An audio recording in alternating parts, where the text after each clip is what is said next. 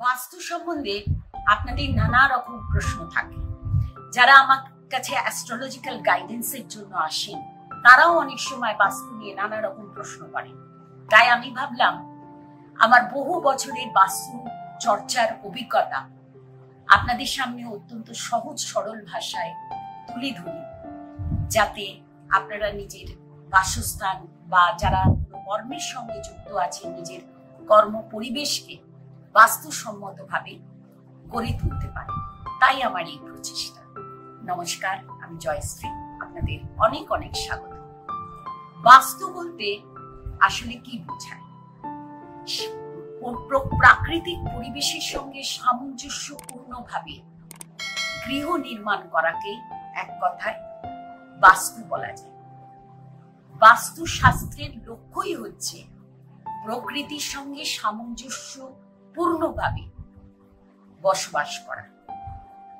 অতএব এই যে নির্মাণ বলতে, গৃহ নির্মাণ বলতে আমি কিন্তু যে কোনো গৃহ নির্মাণকে বোঝাচ্ছি, অর্থাৎ সেটা বাসস্থান হতে পারে, সেটা কোনো কমার্শিয়াল বিল্ডিং হতে পারে, এমনকি সেটা ধর্মস্থান হতে পারে। এই যে মন্দির বা যে কোনো ধর্মস্থান যদি বাস্তুসম্মতভাবে তৈরি করা যায়, নির্মাণ করা যায়, তাহলে সেই জায়গার যে এনার্জি সেটা শতগুণ বেড়ে যায়, উদ্দেশ্য পূরণ হয়। এটাই বাস্তুশাস্ত্রের মূল কথা। অনেকে মনে করেন বাস্তুশাস্ত্র বোধহয় খুব আধুনিক একটা বিষয়, তা কিন্তু নয়। বাস্তুশাস্ত্র আমাদের বৈদিক যুগের একটি বিষয়।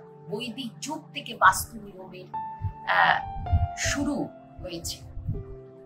আমাদের মুনি ঋষি যারা বেদ রচনা করেছিলেন তারা কিন্তু উপলব্ধি করেছিলেন যে প্রাকৃতিক যে শক্তি, প্রাকৃতিক যে বিশেষতা, সেটা মানব জীবনের জন্য অত্যন্ত গুরুত্বপূর্ণ।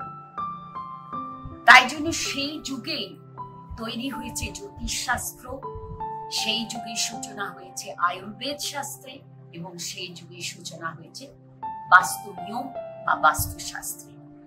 পরবর্তীকালে যুগের পরিবর্তনের সাথে সাথে, কালের পরিবর্তনের সাথে সাথে বাস্তু শাস্ত্রের শাস্ত্র নিয়ে নানা রকম যে চর্চা হয়েছে, পরীক্ষা নিরীক্ষা হয়েছে, তার ফলে এই আধুনিক বাস্তুশাস্ত্রের উদ্ভব হয়েছে বা সূচনা হয়েছে। বাস্তুশাস্ত্র যেমন আমাদের ভারতীয় বাস্তুশাস্ত্রকে আমরা বলি বৈদিক বাস্তুশাস্ত্র, সেরকম চীন দেশেরও বাস্তুশাস্ত্র রয়েছে, সেটাকে বলা হয় ফেং শুই। চীন দেশে থেকে যে নিয়মটা এসেছে, চীন দেশে যে বাস্তু নিয়ম রচিত হয়েছে, সেটাকে বলা হয় ফেং শুই।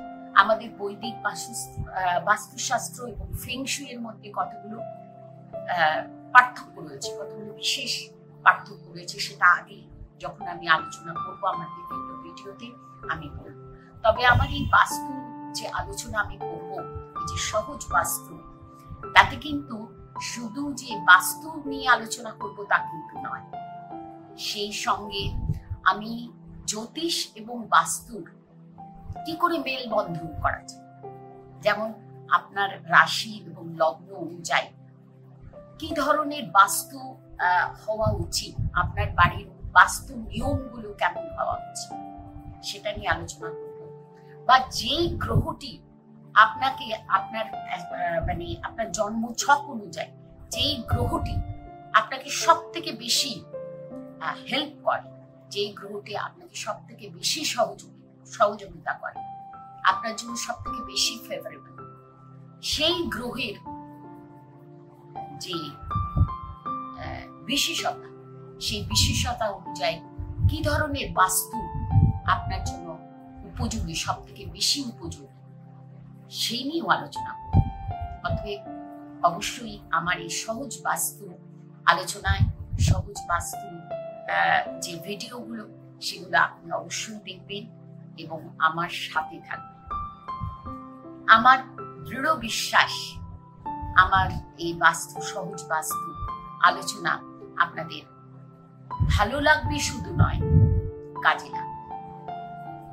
এবং আমি অনুরোধ করব আমার এই ভিডিওগুলো আপনারা পুরো দেখবেন, কমেন্ট করবেন, যদি কোনো বিশেষ প্রশ্ন থাকে অবশ্যই কমেন্ট করবেন এবং লাইক ও শেয়ার করবেন।